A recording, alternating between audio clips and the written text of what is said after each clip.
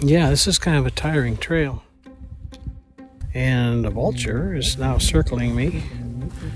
I guess I'm not moving fast enough or something. It must think, oh, maybe he's going to pass out any time and I can go down there and get lunch. Well, that was 3 hours into a Windmill lively hike at Colorado Bend State Park. But back here at the beginning, the air was cool, my energy was high, and the vultures hadn't started circling yet.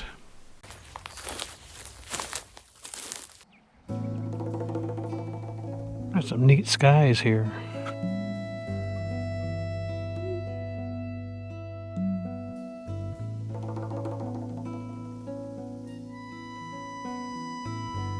Well, I gotta say, I'm really surprised at this place because when I looked at it on the Google Earth, it looked like a large expanse of flat land with not much tall vegetation. But as you can see, that was not a very accurate picture of where I would be.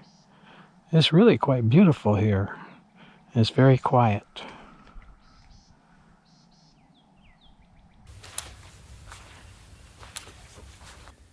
One of the reasons I was keen to do this trail was because of this right here.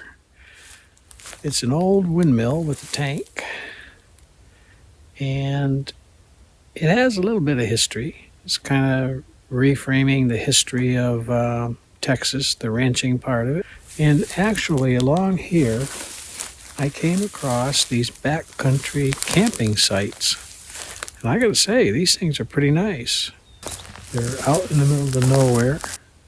They have a pretty good views from all over the area. And, of course, everything's quiet. After leaving the windmill and backcountry camping area, you begin a long, slow descent to the junction of the lively loop. At that point, you can go left like I did, loop back around to the start of the Windmill Trail coming in from the south. Or you can go right and continue to the Gorman Windmill connection, or stay on the lively loop and get back to the start of the Windmill Trail coming in from the north. Just picked up a weird scent right here.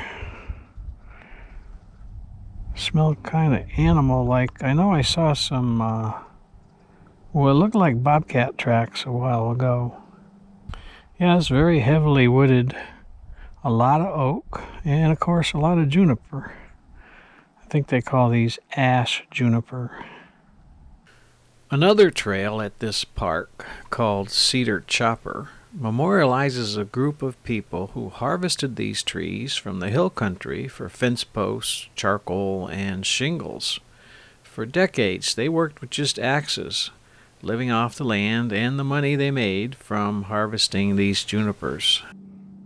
I've been seeing some new oak growth, and you can see a good sign of it over there. Look how glistening the leaves are. I guess it's coming back from a fire they must have had. That's some really rocky ground.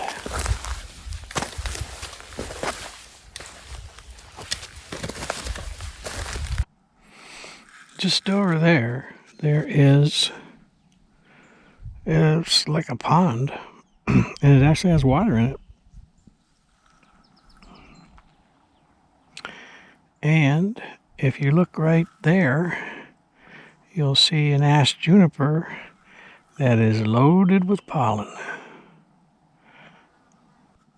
This part of the lively loop is pretty hilly. You can see we were down low up there and we've come all the way up to here. And it's quite a workout over here. It's different than Windmill.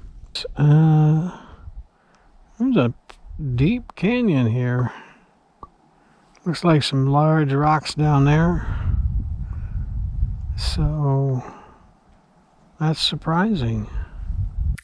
Well, here we are at the second water tank. As you can see, He doesn't have the windmill with it.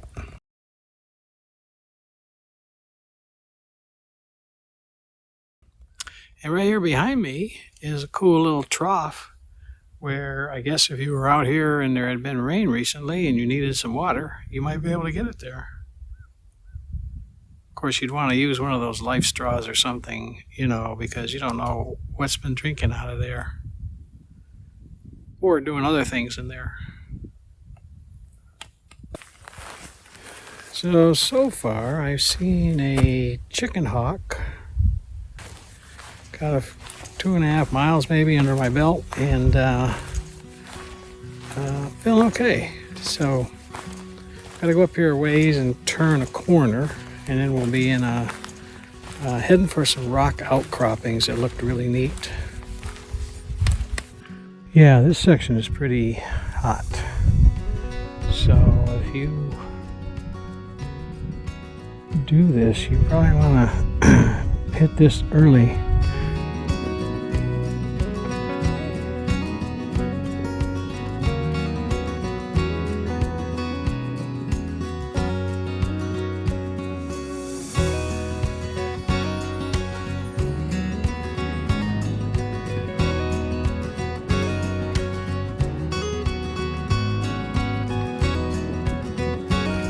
Yeah, this is kind of a tiring trail.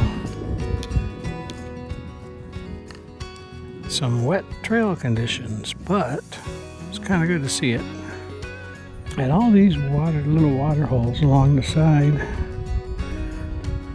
that I've been coming to, and that big one back there, but these are all crowded with animal tracks. There's so many different animals that come down to these little puddles to get a drink.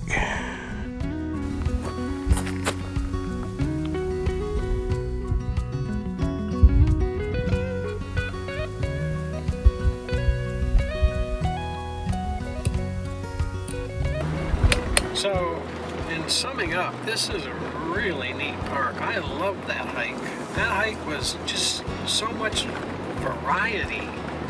It was just amazing. I was down in canyons. I was up on ridges. I mean, it was just fabulous.